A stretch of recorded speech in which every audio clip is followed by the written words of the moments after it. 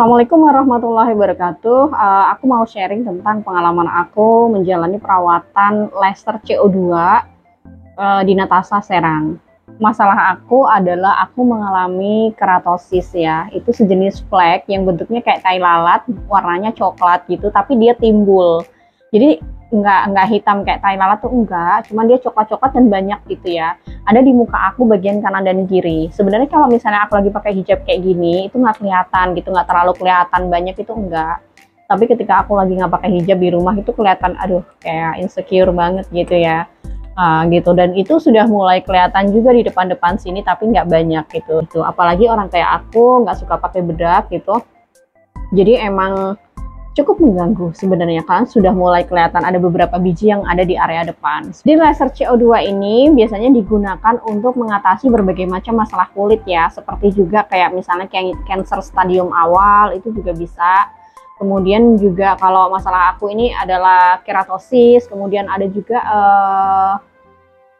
milea kayak gitu juga biasanya digunakan treatment laser CO2 untuk menghilangkannya. Jadi sebelum melakukan treatment ini, aku konsultasi dulu sama dokter kayak gitu. Diperiksa dulu ya kulitnya kayak gimana, sensitif atau tidak kayak gitu.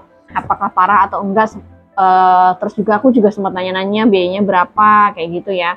Jadi kalau menurut dokter, keratosis yang aku alami itu belum terlalu parah gitu ya. Keratosis yang aku alami disebabkan oleh hormonal gitu, karena aku mengalami kehamilan selama 3 kali dan berturut-turut dalam jangka waktu yang berdekatan seperti itu. Yang kedua juga karena ada keturunan juga sih, jadi ibuku juga sebelumnya pernah mengalami keratosis dan juga sudah menjalani treatment laser ini, dihilangkan menggunakan treatment laser CO2 ini selama 2 kali gitu. Jadi pas treatment laser pertama tuh sekitar 10 tahun yang lalu, kemudian treatment untuk laser yang kedua itu sekitar 4 tahun yang lalu gitu. Jadi jarak untuk laser itu 6 tahun sudah tumbuh lagi kayak gitu. Tapi dengan laser ini memang hasilnya langsung terlihat ya.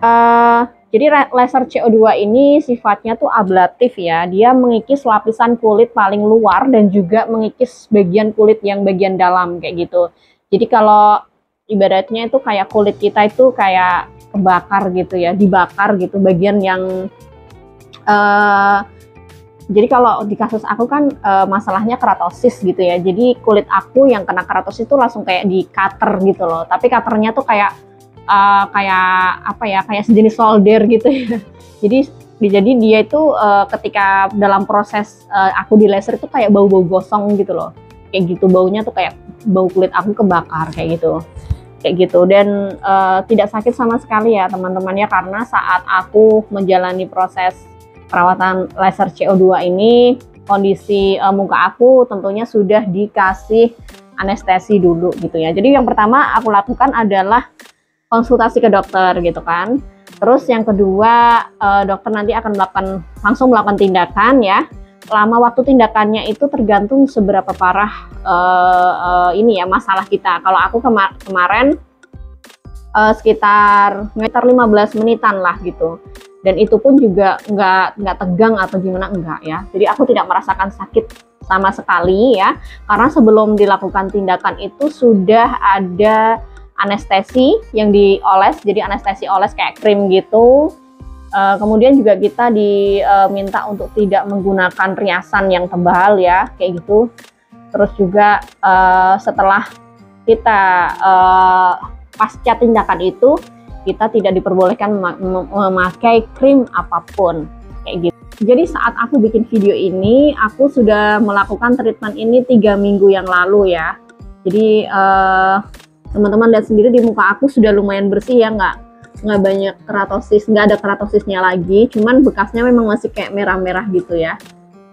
Belum benar-benar 100% sembuh seperti semula, belum gitu. Jadi masih kayak ada bekas-bekas merah gitu kalau di zoom ya. Ini seperti ini nih bekas keratosisnya, bekas lasernya seperti itu. Jadi memang harus bersabar, diperkirakan ini akan sembuh dalam 1 atau 2 bulan ke depan akan hilang sempurna. Tapi aku masih perlu konsultasi dulu ya, gitu ya teman-teman.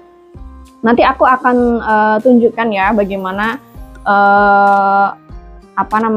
kondisi awal aku. Jadi keratosis itu sebenarnya tidak sakit, tidak gatal, hanya saja memang tampilannya kelihatan lebih buruk gitu ya.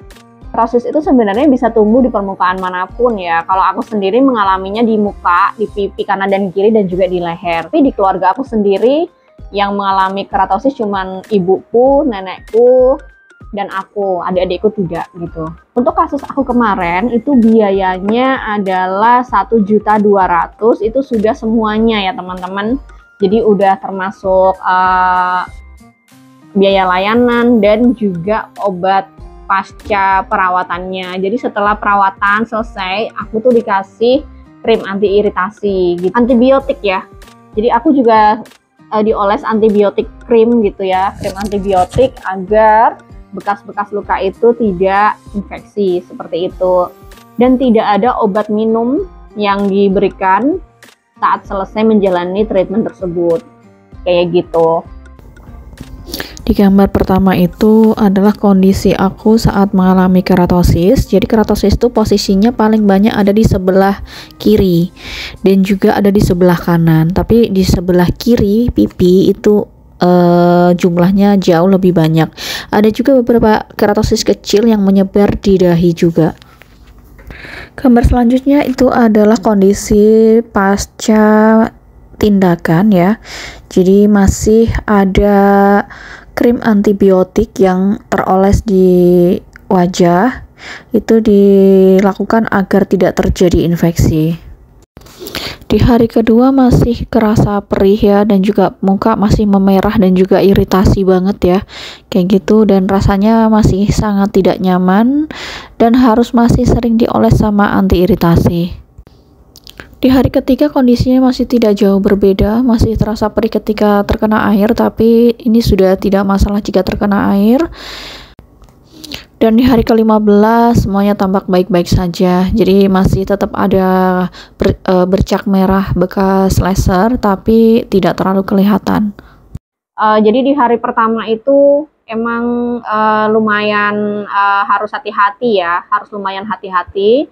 Setelah selesai treatment itu hanya dioles sama krim antibiotik dan tidak boleh kena air sampai sekitar 1-2 jam ke depan. Jadi biasanya sebelum sebelum treatment itu harus diperhitungkan nanti sholat jam berapa kayak gitu ya, kayak gitu. Jadi kalau misalnya nih treatmentnya dilakukan oleh pagi hari itu akan lebih baik, karena kan pagi kan untuk dari pagi sampai ke waktu zuhur kan lumayan lumayan jedanya lumayan jauh kayak gitu ya.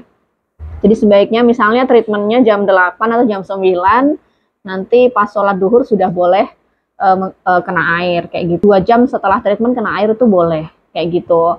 Terus setelah nyampe di rumah kita tidak boleh pakai krim-krim atau pakai oles-olesan yang lain selain dari yang dibawain dokter, yaitu pakai krim anti iritasi aja gitu. Itu dipakai sampai kita benar-benar nyaman. Jadi aku pakai krim anti iritasi itu sampai 3 hari ke depan kayak gitu, karena masih kayak nggak nyaman gitu ya, bentuknya kan kayak merah-merah gitu ya, kayak bekas orang yang jerawatnya dipitesin gitu loh. Jadi merahnya tuh kayak gitu. Jadi kata dokter juga yang perlu aku hindarin setelah perawatan laser CO2 ini, jangan sering-sering terkena paparan matahari secara langsung dalam jangka waktu lama, karena itu bisa memicu keratosis tumbuh lagi dengan lebih cepat kayak gitu. Jadi misalnya kita kalau di tempat yang misalnya jalan di jalan raya gitu, kita jalan gitu di trotoar ya, mungkin bisa lebih dilindungi dengan pakai topi atau pakai masker seperti itu, biar muka kita nggak langsung terpapar sinar matahari yang panas itu gitu ya. Ini aku tidak menggunakan bedak, hanya menggunakan sunscreen tadi siang seperti itu. Jadi alhamdulillah sudah jauh lebih baik kayak gitu. Jadi laser CO2 yang aku jalani itu adalah untuk menghilangkan keratosis yang aku alami sebelumnya kayak gitu. Ya, makasih ya teman-teman semua sudah nyimak sharing aku kali ini, dan sampai ketemu di sharing berikutnya.